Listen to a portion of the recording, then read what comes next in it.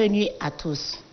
Fidèles téléspectateurs, merci d'être au rendez-vous de votre magazine Tribune des Armées réservé aux forces de défense et de sécurité. Notre voyage commence. Prêt à l'embarcation? Attachez vos ceintures. Tout de suite, l'info des armées. Le vice-président du Conseil militaire de transition, le général Djimadoum Tirena Robert, a présidé il y a quelques jours la cérémonie de présentation des armes saisies lors de différentes opérations menées par la commission mixte de désarmement. En dépit du contexte sécuritaire difficile, la commission mixte de désarmement s'employait depuis plusieurs mois avec justement le concours des partenaires au développement à déployer des équipes sur toute l'étendue du territoire national. Les armes récupérées sont aussitôt remises à l'État grâce à la stratégie globale pour la réconciliation nationale élaborée par le Conseil militaire de transition.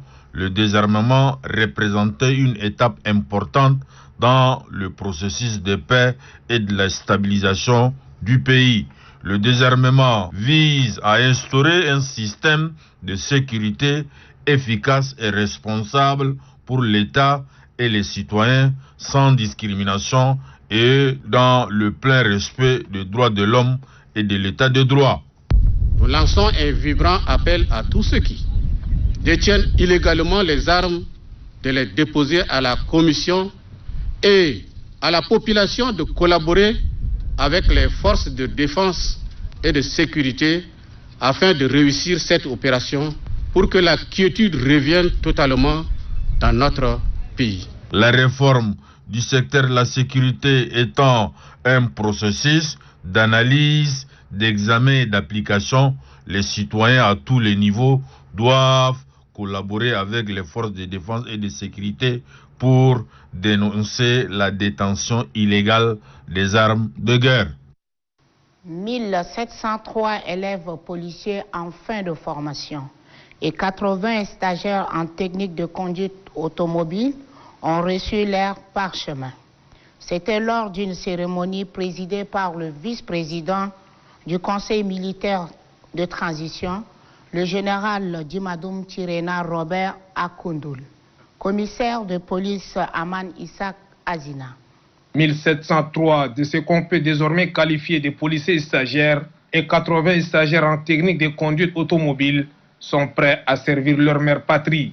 La promotion porte le nom du feu maréchal du Tchad, Idriss Déby Itno.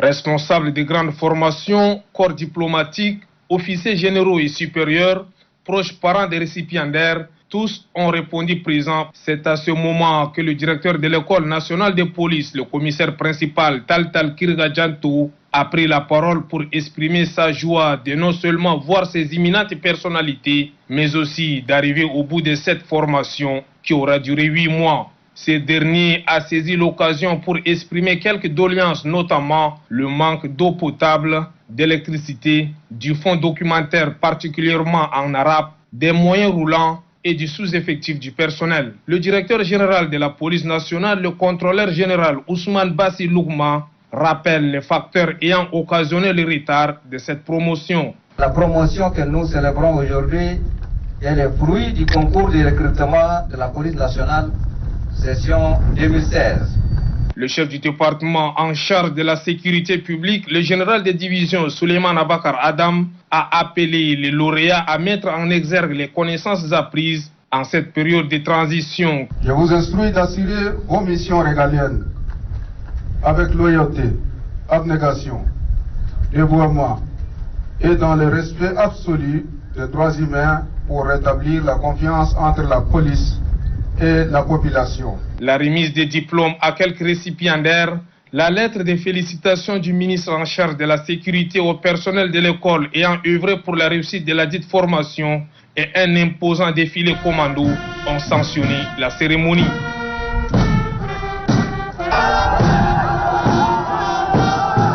L'armée des terres tchadienne a un nouveau chef.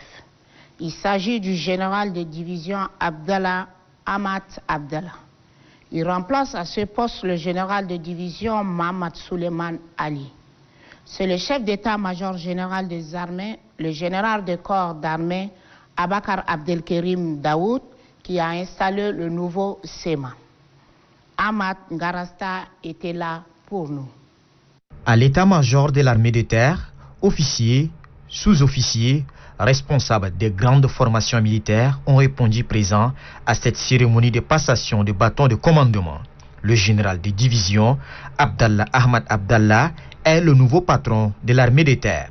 Il remplace à ce poste le général de division, Mohamed Suleiman Ali, qui a passé 2 ans dans ce service.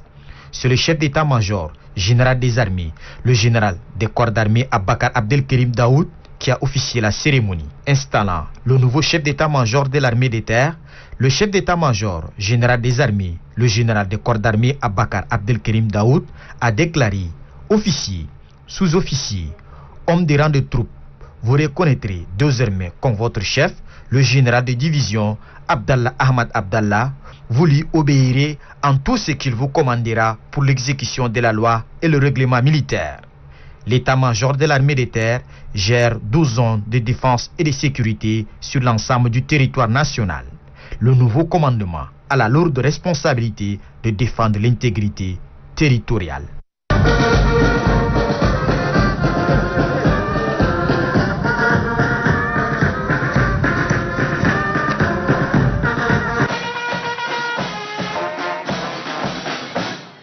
Le grand reportage de ce numéro nous fait revivre le temps fort de la cérémonie de sortie de la 24e promotion de l'école des sous-officiers d'actifs de Koundoul-Ensouak.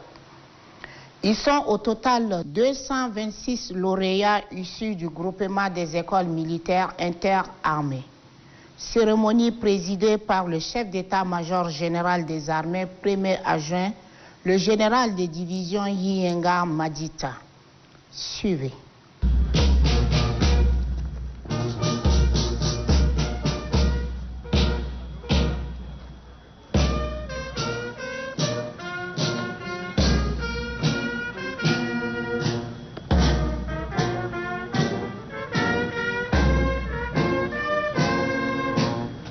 Commandant de groupement des écoles militaires interarmées, ici prend peu la revue de notre troupe. Ordre général.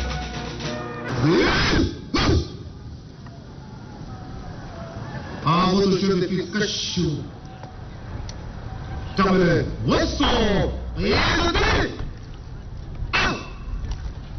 À l'occasion de la cérémonie marquant la fin de la formation de la 24e promotion, les élèves sous-officiers d'actifs de Koundoul et détachements de forces armées de sécurité sont rangés pour le rendre aux honneurs. Je vous invite à les passer en revue. Le commandant de groupe, chef de bataillon, Togo, Béli, Justin. Commandant général.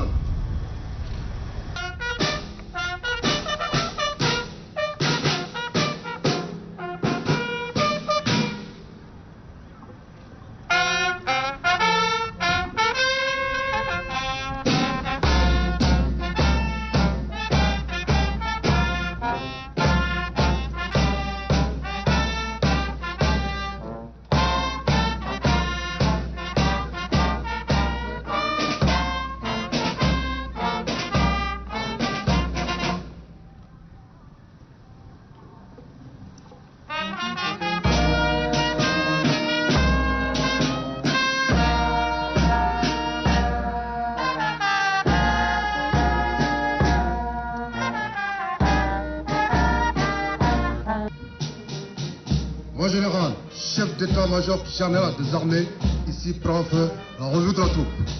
Vos ordres, mon général. L'examen marquant la fin des formations des élèves sous-officiers de la 24e promotion s'est déroulé du 7 au 22 décembre 2021 au sein de l'École nationale des sous-officiers d'actifs de Koundoul. Sur 226 candidats, 222 sont déclarés admis. Voici le résultat par ordre de mérite. Major, élève sous-officier Blanim Gazida Ganamsou, avec une moyenne de 13,77.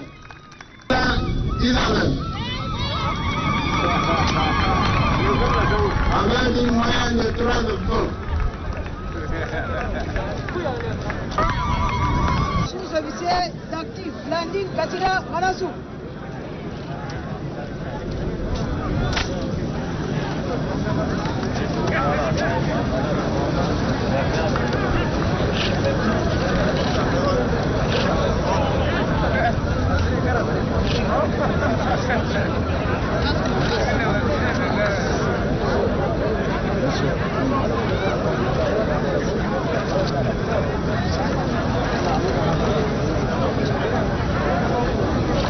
C'est la 24e promotion, maximum, même match. Le personnel féminin de toute l'armée nationale, c'est bien. Félicitations.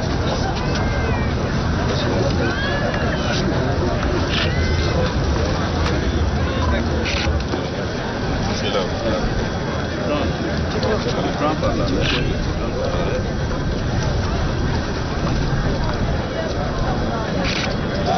Elle est sous-officier d'actif, Adoutaïna Isabelle.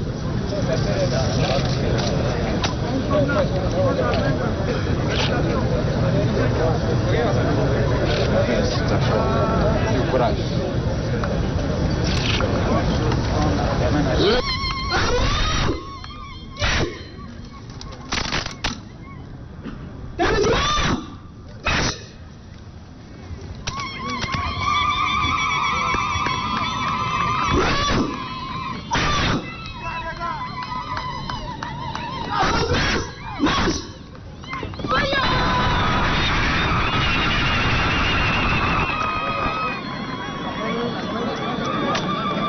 Mon général, chef d'état-major général des armées, je vous invite à venir présenter votre discours. Vous êtes mon général. Vous venez de passer 9 mois de durs moments pour parachever les modules retenus pour la formation des chefs de groupe de combat. Considérant l'attention toute particulière que le commandement accorde à la formation des cadres de notre armée, je puis vous affirmer que vous serez à la hauteur de la tâche qui vous sera confiée. Le drapeau tricolore, bleu, or et rouge qui flotte devant vous est le symbole de la République et de l'unité nationale. Vous le défendrez en tout temps et en tout lieu. Vous serez les cadres des forces de défense et de sécurité déjà formés, disciplinés, responsables et capables de jouer pleinement votre rôle au sein des services interarmés. En ce moment précis où le terrorisme est devenu l'ennemi commun et un fléau mondial, vous êtes appelés à être des encadreurs, guides aguerris et permanents à la tête des hommes placés sous vos ordres. Aussi, face à la complexité de la nouvelle conjoncture sécuritaire internationale, vous devrez également servir dans nos forces de défense et de sécurité avec professionnalisme. Nous remercions vivement le commandement du groupement des écoles militaires interarmées pour avoir instruit fermement les écoles et centres d'instruction pour dispenser avec rigueur les différentes disciplines au cours de votre formation, ce qui vous permettra de relever les nombreux défis auxquels vous serez confrontés durant toute votre carrière. Gardez, au son, présentez, armes, immobile.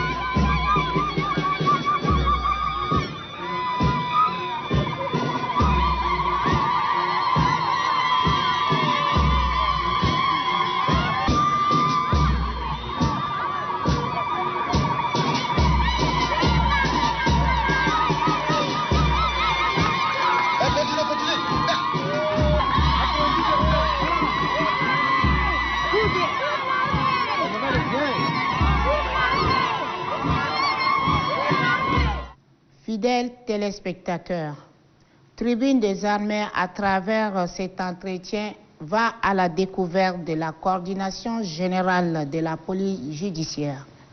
Suivons ensemble l'entretien conduit par le capitaine Idriss Omar Idriss.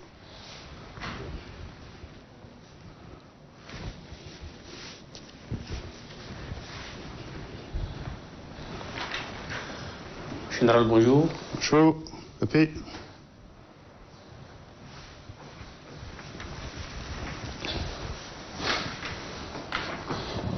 Fidèles téléspectateurs, aujourd'hui nous sommes à la coordination générale de la police judiciaire. Ce corps qui est nouvellement créé, nous allons nous entretenir avec les responsables de ce corps pour plus de précisions. Mon général, bonjour. Bonjour, Capi. Présentez-nous la coordination générale de la police judiciaire que vous avez l'insigne honneur de diriger et dites comment est-elle organisée. La coordination de la police judiciaire est dans un premier temps organisée par le décret 264. Par la suite, un deuxième décret est venu encore le réorganiser, le décret numéro 112.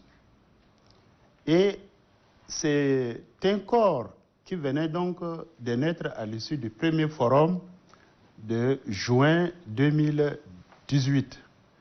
Et évidemment, c'est par l'ordonnance numéro 18 de la même année que ce corps a vu le jour. La police judiciaire, c'est la police ou la justice? Quelle est la nuance? Bon, c'est trop dire que la coordination de la police judiciaire est justice, c'est trop dire quand même. Mais néanmoins, il y a de sorte que la coordination de la police judiciaire peut donc appeler à pouvoir mener des enquêtes, des recherches et tout cela. Et donc, les éventuels commetteurs d'infractions peuvent être interpellés et ensuite, un procès verbal pourrait être établi et éventuellement, on les met à la disposition du parquet. Donc, la coordination de la police judiciaire est la première porte d'entrée. Celui qui commet une infraction et qui doit donc aller à la justice part nécessairement par cette coordination parce que il y a donc des PV à faire pour pouvoir établir la clarté, n'est-ce pas, d'information qui sera portée, n'est-ce pas, au juge pour qu'il puisse clairement prononcer ce qui devait être fait.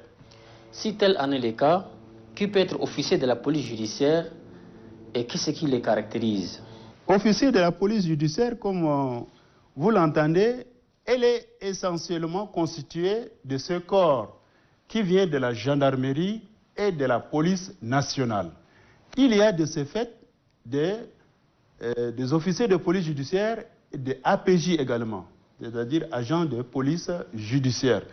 Ces types de personnes ont été effectivement formés dans ce domaine et c'est pourquoi, lors de la création de ce corps, donc, le maréchal Defin a souhaité que ce soit ces cadres-là qui puissent, n'est-ce pas, intervenir dans le cadre du corps de la police judiciaire.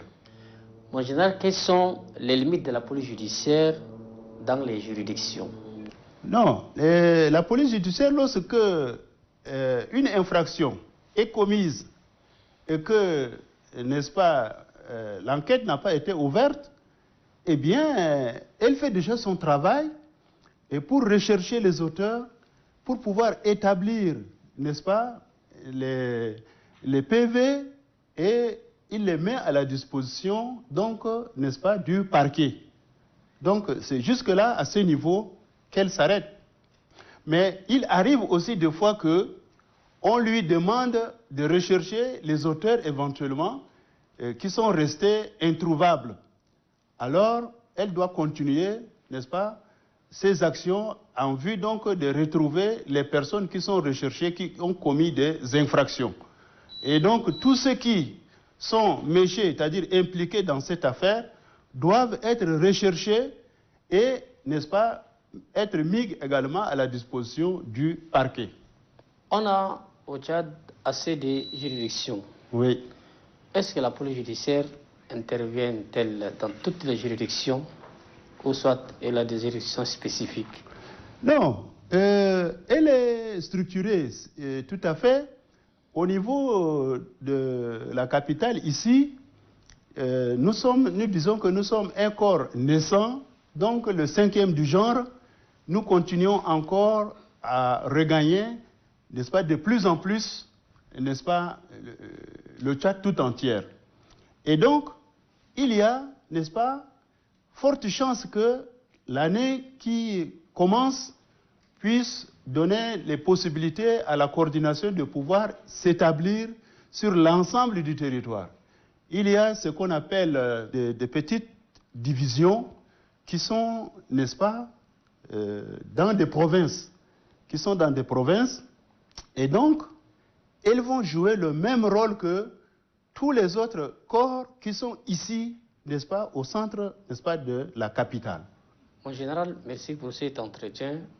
Nous espérons vous retrouver très prochainement pour un autre numéro. Mesdames les téléspectateurs, en ce qui concerne la police judiciaire, le coordinateur général a plus de messages à l'endroit du public. Nous suivons son extrait. Nous remercions les plus hautes autorités qui ont donné le moyen de création de ce corps préjudiciaire.